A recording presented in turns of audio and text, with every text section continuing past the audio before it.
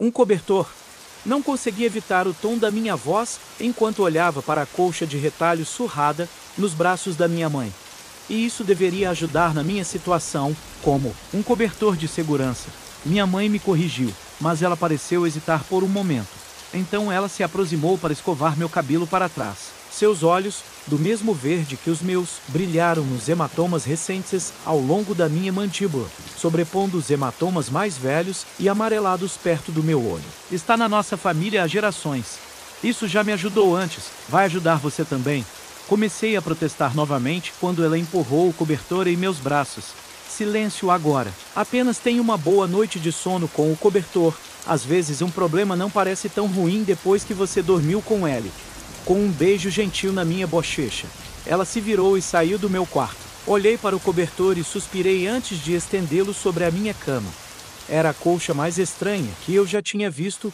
Todos os remendos pareciam aleatórios. Havia um quadrado de xadrez vermelho bonito ao lado de um pedaço de jeans realmente velho e desbotado. Havia até um quadrado que parecia algum tipo de pele e outro pedaço de tecido florido desbotado. Com um suspiro, deitei de costas na cama e comecei a tocar os diferentes quadrados, sentindo as diferentes texturas.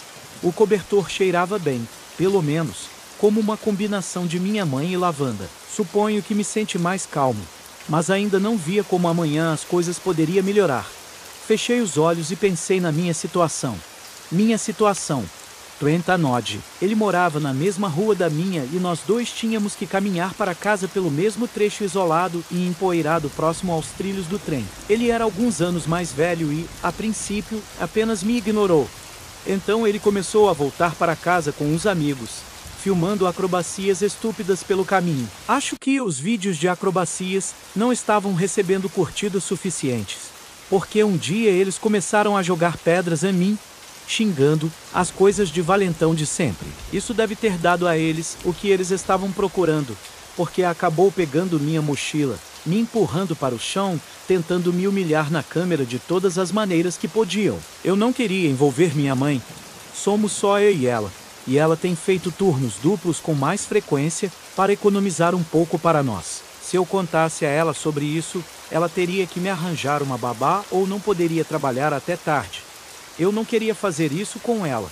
Então, tentei ignorá-los. Depois tentei ser amigável. Até tentei correr para casa na frente deles, mas suas pernas eram mais rápidas e fortes que as minhas. Eu tinha medo de caminhar de volta para casa.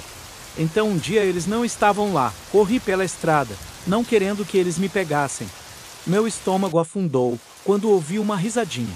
Antes que eu pudesse me virar, eles me agarraram por trás e me arrastaram para os trilhos. O amigo de Trent me filmou enquanto eles me jogavam no chão com os braços atrás das costas.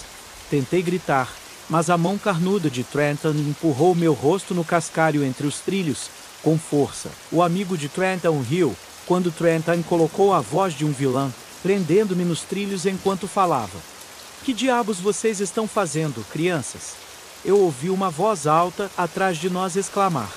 Era nosso vizinho, o Sr. Robert. Trenton saiu de cima de mim, desculpa saindo de sua boca enquanto me puxava para fora dos trilhos.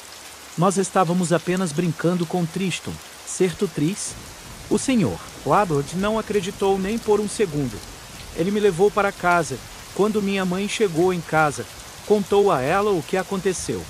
Ela ligou para a escola, contra meus apelos. Observei enquanto ela falava friamente com o diretor, passando o dedo em uma pequena cicatriz em sua testa.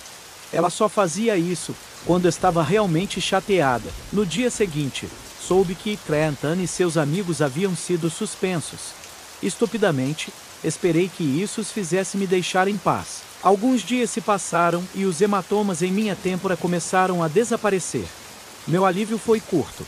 Assim que voltaram para a escola, eles vieram para se vingar. A surra que me deram foi horrível, mas ainda mais assustadora foi a expressão nos olhos de Trenton, como se ele não quisesse parar. Finalmente, seus amigos intervieram e disseram que eu já tinha apanhado demais. O olhar em seus olhos prometia mais por vir. Eles me deixaram encolhido na beira da estrada, torcendo e gritando como vencedores, enquanto eu chorava lágrimas quentes de vergonha e dor no chão. Estremeci de novo com a memória e enrolei a colcha em volta de mim, me envolvendo nela. Adormeci pensando em minha mãe. Abri os olhos e percebi que ainda estava sonhando. Pelo menos, devo ter sido. Só que não era como um sonho que eu já tive antes. Eu flutuei acima da minha cama, olhando para mim mesmo enrolado frouxamente na colcha. Eu me vi resmungando e rolando para o lado, a colcha escorregando para o chão. Observei com fascinação a colcha começar a se mover sozinha.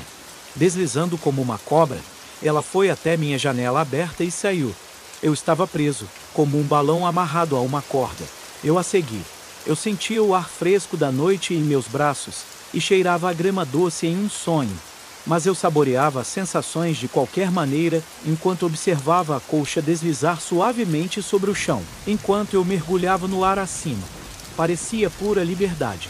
Eventualmente, eu a vi parar e subir pela garagem. Senti meu sangue gelar quando percebi que estávamos na casa de Trenton. Eu assisti impotente, enquanto o cobertor subia pelo beiral e entrava em uma janela aberta.